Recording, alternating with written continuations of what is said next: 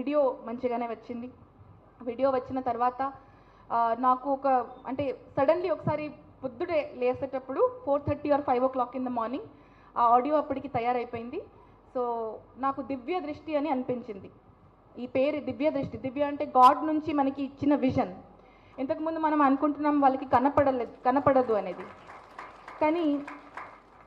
కానీ మీరు ఎప్పుడైనా గమనించారా, మనం ఎంత పెద్ద తీర్థయాత్రకి పోయేటప్పుడు అంటే దూరం మనం కైలాష్ పోయినా, వైష్ణోదేవి పోయినా, ఎక్కడో దూరం పోయినా, అక్కడ పోయినాక దేవుడిని చూడ్డానికి పోతాము, కానీ అక్కడ గర్భగుడి ముందు ఉంటే ఐస్ క్లోజ్ చేసి దండం పెడతాము. సో మనం ఏం చేస్తామంటే మన ఐస్ క్లోజ్ చేసి మన సోల్ ద్వారా దేవుడిని మనం అనుభవిస్తున్నాం. సో వాళ్ళది ఎట్లా ఉంటుంది అంటే, మీరు ఒకసారి when they are singing devotional songs మీరు ఒకసారి అబ్జర్వ్ చేస్తే చాలా అంటే అసలు వాళ్ళకి కనపడుతుందా కాదా అనేది మనకు తెలుస్తలేదు.